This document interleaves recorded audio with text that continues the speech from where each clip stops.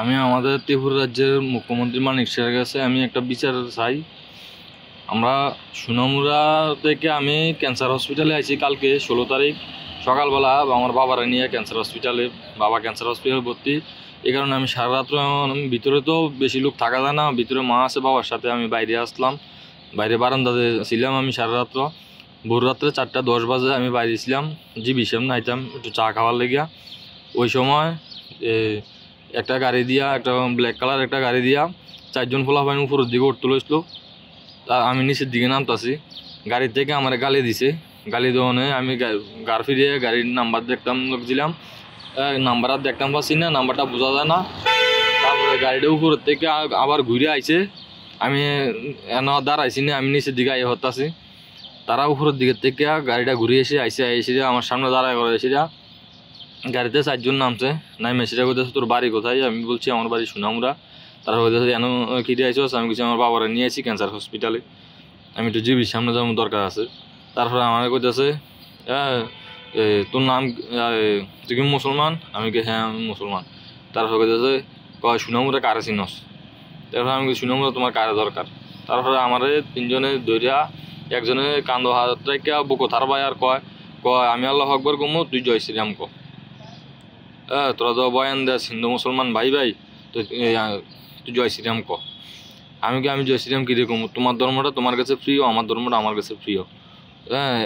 কারোর ধর্ম কারোর কাছে ছোটো না, তাহলে তুমি আমার ধর্ম ছোটো করে এমন করে আমার কইটা মিল্লা জোর করতেছো কি লিগে? তারপরে আমার বুক বাড়ি আবার কটা থাওয়ার দিছে। তারপরে আমার সোনামুড়ার বিল্লাল মন্ত্রীর ভাতিজা দুর্গাপুরের, হের নাকি ফ্রেন্ড হয়, তারা হের কাছে ফোন করছে, ফোন করে এসে কইতাছে যে আমার চিনি কিনা। তারপরে আমার কাছে মোবাইলটা দিছে, মোবাইল দেওয়ানোর পরে তো তাই নিয়ে আমার পরিচয় চাইছে, আমি আমার পরিচয় দিছি।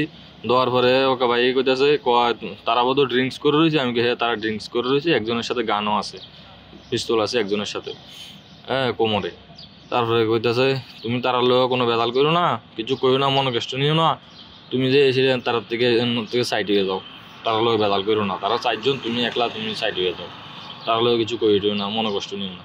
আমি তারার লোকে হা না বা কিছু কইছিও না।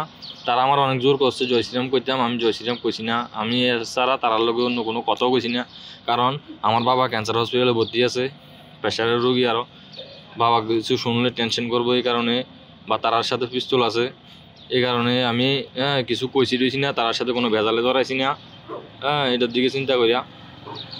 এখন আমরা ত্রিপুরা রাজ্যের মুখ্যমন্ত্রীর কাছে আমি এটাই বিচার চাই যে আমি প্রায় সময় শুনতাম, আমি আজকে দীর্ঘ কয়েক বছর এখানে আসি ক্যান্সার হসপিটালে বাবারে নিয়ে, প্রায় সময় শুনতাম জিবির সামনে, ক্যান্সার হসপিটাল সামনে মানুষ প্যারাসিনি ভোগ করে, কিন্তু আজকে রাত্রে আমি নিজে প্যারাসিনিতে ভোগ করলাম, আমি নিজে প্যারাসিনি শিকার হইলাম।